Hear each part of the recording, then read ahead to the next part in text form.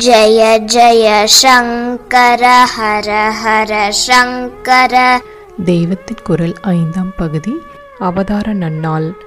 சித்தி தினத்திலிருந்து அவதார தினத்துக்கு திரும்பலாம். கிமு 477 சித்தி. அப்போது 32 வயசு என்றால் அவதாரம் கிமு 477 + 32, அதாவது கிமு 509 ஆச்சாரியலின் அவதாரம். சித்தி ரக்தாக்ஷி வருஷம் என்றும் அவதாரம் நந்தன வருஷம் என்றும் புஸ்தகங்களில் இருக்கிறபடியே கிமு 477 ஒரு ரக்தாக்ஷியாகவும் கிமு 509 ஒரு நந்தனமாகவும் இருக்கின்றன. தற்போது நடக்கிற 60 வருஷ சைக்கிளில் இந்த ரக்தாக்ஷி நந்தன வருஷங்கள் வருவது கிறிஸ்து சகாப்தப்படி எந்தெந்த வருஷம் என்று பார்த்து 60 பின்னால் தள்ளி கணக்கு போட்டு பார்த்தீர்களானால் தெரியும்.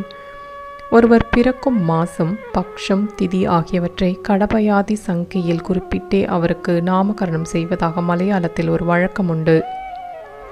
அங்கே ராஜாக்களுக்கு அவர்களுடைய ஜன்ம நட்சத்திரத்தையே பேராக சொல்வதுண்டு என்று தெரிந்திருக்கலாம். இப்போது 1960 இருக்கும் மகாராஜா சித்திரை திருநாள், அதாவது சித்ரா நட்சத்திரத்தில் பிறந்தவர். இவருக்கு முந்தி இருந்தவர் மூலம் திருநாள், அதற்கும் முந்தி விசாகம் திருநாள் இருந்தார். சுவாதி திருநாள் பெயர் செம்மங்குடி ஸ்ரீனிவாசியரால் எல்லோருக்கும் தெரிந்தது. அவர் சுவாதி நட்சத்திரத்தில் பிறந்தவர். திருவனந்தபுரம் மகாராஜாவாக இருந்ததோடு சாகித்ய கர்த்தாவாகவும் இருந்தார். இதெல்லாம் நட்சத்திரத்தை மாத்திரம் அப்படியே குறிப்பிட்டு வைத்த பெயர். இப்போது நான் சொன்னது சங்கீதமாக மாசம், பக்ஷம், திதிகளை வைத்து நாமகரணம் செய்வது. ஆச்சாரியாளுக்கு இந்த முறையில் பெயர் வைக்க அப்பா இன்னும் ஊர் பெரியவர்கள் எல்லோரும் நினைத்தார்கள்.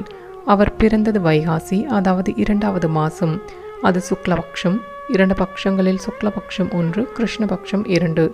ஆச்சாரியால் ஜனனம் 1வது பக்ஷம். அன்றைக்கு திதி பஞ்சமி, அதாவது 5.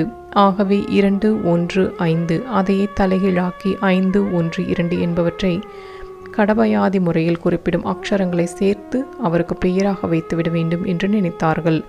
அது சரசர என்று 2, 6, 2, 5 சொன்ன மாதிரி தெளிவாக அர்த்தம் தராத எழுத்து தொகையாக இருக்கப்படாது.